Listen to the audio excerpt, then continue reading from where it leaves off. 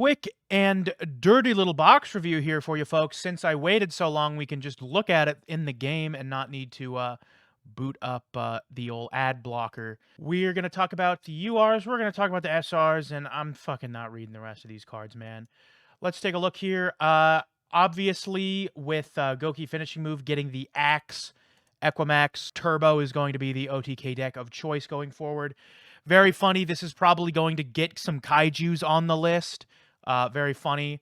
Of course, people were talking about there was a leak that I believe both Magius and Arborea were both going to be, there we go. Magius and Arborea here were both going to be limit 3, which, I mean, is probably going to happen if Duel Links is just going to continue breaking the limit as they have been. Not super stoked about this. I really did not like finishing move, and this is just another deck that does that. Basically, every deck can do what Crusadia does, insofar as it is trivial to deal over 4,000 life points.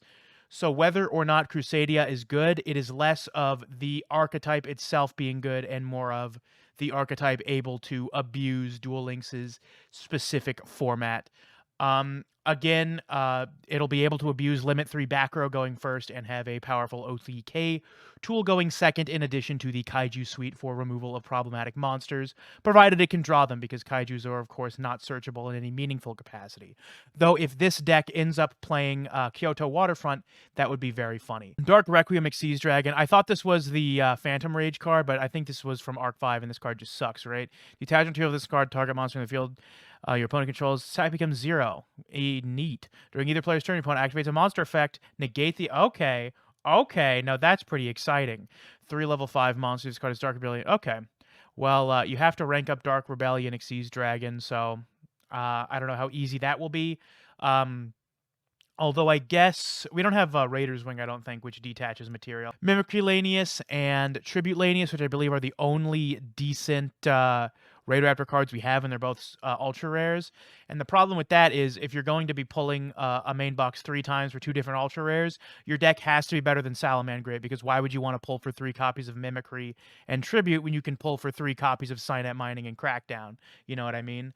So I'm not super stoked about this deck, but I know a lot of people like Shun Kurosaki, so go off kings, queens, and monarchs of every element. I don't think this is that incredible, right? This doesn't... The card that searches, I believe, is the free-to-play one, which is exciting. Maybe you don't need 3 of each. During your main phase, this card was normal summoned or special summoned this turn. You can send 1 Raideraptor card from your deck to the graveyard. A real shame we don't have Raider's Wing. That'd be sick with this card. At the end of the battle phase, if this card destroyed an opponent's monster by battle this turn, you can add 1 rank up magic quick play spell from your deck to your hand. You cannot special summon monsters for the rest of the turn except Raideraptor monsters. This card seems like ass. A return to the Crusadia theme. We've got Draco, the best or second best monster. I don't know if this is going to be a 3 of, because Magius can search it, and you would really not want to start your plays with this. So I think you would probably play 2, just in case if you hard draw it, you can normal summon it and then make it into Magius, and then special summon a monster to search your second Draco, and it's not dead. Maybe you could also get away with playing 1, because if you still need to open Draco plus another Crusadia for that, and if you do that, you can just normal summon the other Crusadia, make Magus, special summon Draco, and add the other one you normal summon. So you might even be able to get away with playing 1 of it. And if so, that's great, because no one likes pulling for multiple main box ultra rares. Although you probably do want to play 2 Equimax for the inevitability that 1 will sometimes not be enough. We've got Perfect Sync Aeon. When this card is activated, add 1 dual avatar monster from your deck to your hand. This is the dual avatar duology of ultra rares here. We've got their field spell and the trap. There were some people brainstorming it. There is a 2-card combo, I believe, that gets you to the trap plus... one of the monsters is a gate, and the other one's a pop. And I believe there's a combo that gets you to a pop that floats into the negate, or the pop, or a negate that floats into the pop. I will do some reading of these and tell you in a minute if that is actually the case. So the little feet man here is a boneless negate of an extra deck monster. If you control a dual avatar fusion monster, those fusion summoned using an effect monster as material. So if you fuse using one of your dual avatar tokens and one of your little boys here, you can make the feet man who will stomp your opponent's extra deck monsters. I don't think it's necessarily horrible for Duel Links, because, like, I mean, given that Goki was the best deck and all it really did going first was make a boneless negate and set back row if it hard drew it, this deck seems like it can do that just as well. So it seems obviously not nearly as good as Goki because Master Ogre plus finishing move is the end of the game, and I don't think Feat is capable of ending the game with any one other card. So clearly not as powerful, but I mean, you know, it is what it is. It is also an archetype. Well, you probably need 3 of each fusion. I don't know if these are searchable, because I'm not going to read the monster cards. Are you kidding me? Dim Fizz, so incredibly stoked that Compulse dodged this box because I'm planning on skipping it. And I can now hopefully get Compulse in the next main box, which will have Orchest, which I'm actually interested in. And Ring of Destruction, I think this will see play as a boneless Compulse, in that it is also a 1-for-1 removal spell. The burn damage is much less important than you might expect, because if your deck doesn't have access to the Limit 3 list and you want a 1-for-1 card and you can't play IDP or Compulse, you can play this. And I think it is no exaggeration to say this is up there with the almost good cards like Warning Point and Book of Moon. Keep this in mind for any deck that you play that does not have access to the Trinity. This might be good enough as a replacement if, of course, your deck really wants removal more so than it wants effect negation.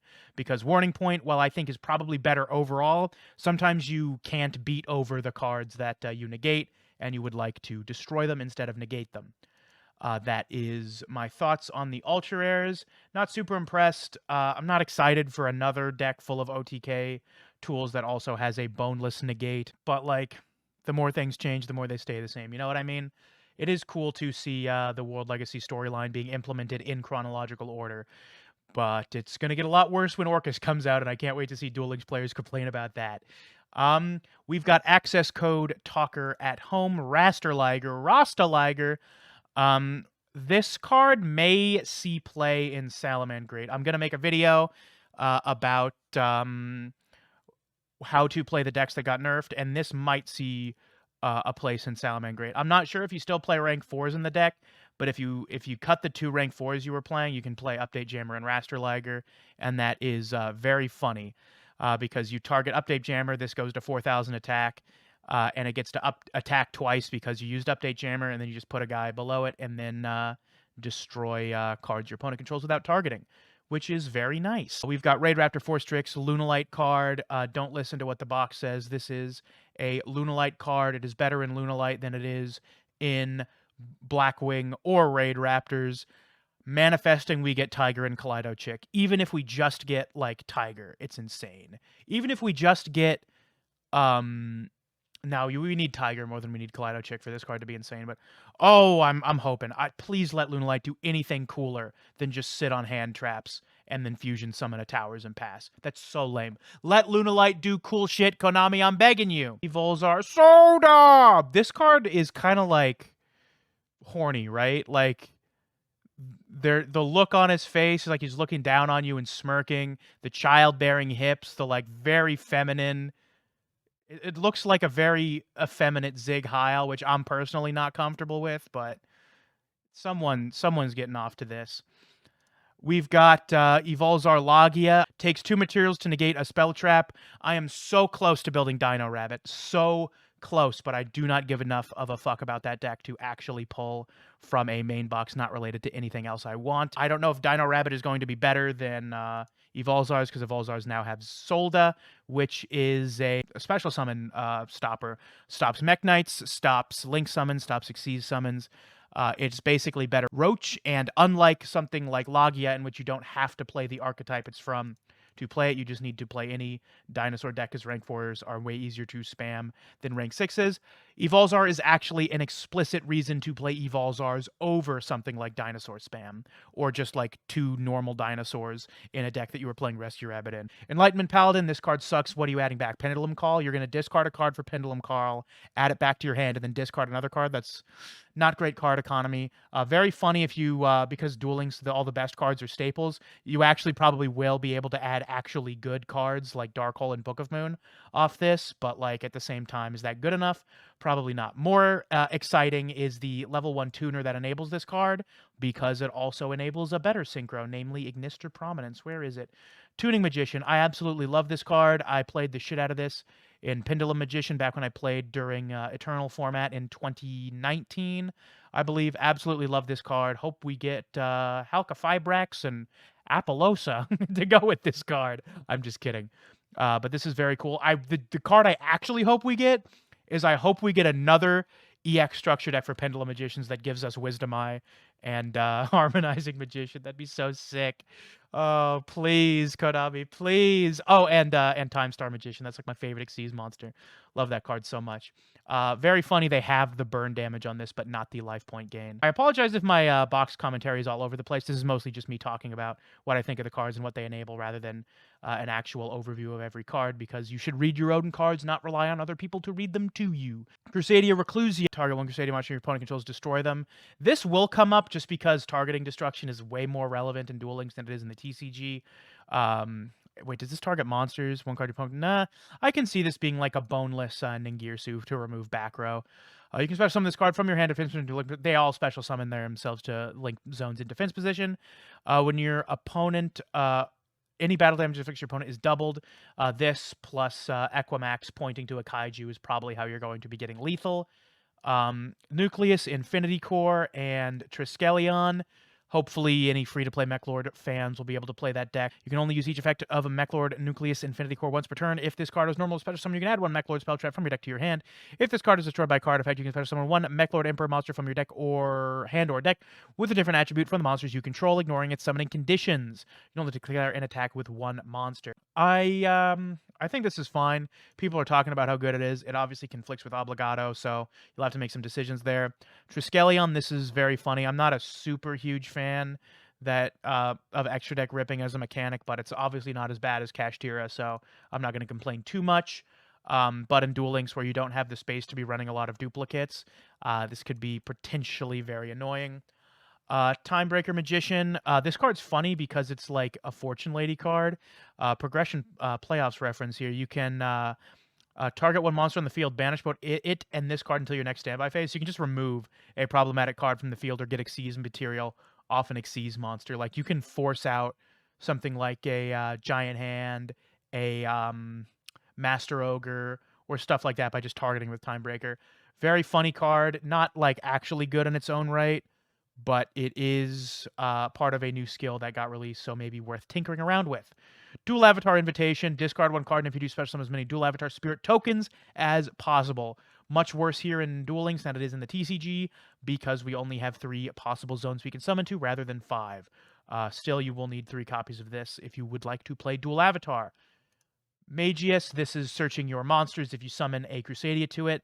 I'm not sure what other normal summons you would play, because in the TCG you would play Sangan to normal summon it, link it off for an Almirage, special summon an Arborea, or search an Arborea, and because Arborea's special summon effect is not an activated effect, you just special summon it to the zone Almirage points to, and then make a Regulus, which we also do not have in Duel Links. So you might just be loading up on 3 copies of each Crusadia monster and hoping to draw 2 of them. Raid Raptor Blaze Falcon, who cares? Raid Raptor Stranger Falcon, blame fucking cares. Dual Avatar, the Dual Avatar trilogy, some more of the main deck monsters from that deck. Rank up Magic Revolution Force, target a Raid Raptor monster you control, special summon for extra deck. One Raid Raptor monster that has 1 rank higher than that target by using that target as material. During your opponent's turn, target 1 Xyz monster your opponent controls with no Xyz material, take control of that monster, then special summon from your extra deck Raid Raptor monster has 1 rank higher. This is just an anime card. I don't know. It is possible, like, there are a lot of Xyz monsters that detach 2 materials to do stuff, right? That'd be funny if you could bait out a Giant Hand. That'd be so funny. You could bait out an Evil Swarm Nightmare. That'd be really funny, but ultimately not amazing. Fiend Eagle, who cares? This will enable a little bit of Evo stuff in that deck, so maybe worth messing around with. None of these other cards are super interesting. They're all, commons and rares. You will pull a bunch of them as you get to it. During the main phase, banish dual avatar spell trap from graveyard. Discard effect when that spell's traps effect. So you can potentially keep reborning fusion monsters for whatever that's worth. Watt Giraffe got to reprint the Watts. Get their boss monsters. This is Yatagarasu at home, I believe. No, this is Yatagarasu at home. Yep, you just lock them out and make them keep drawing the same card over and over. Of course, it doesn't work if they have no cards in their hand, but, level 6 Synchro with 1400 attack, absolutely incredible. So what do I think of this box? It's mid, and thank God that it is mid, because I really did not want to be tempted to pull it for anything. I would have been so pissed if Compulse was in this box. But thanks to Konami doing the one time they do me a solid, pushing back the actually good UR selection box card to a box I actually care about. Doing the Lord's work.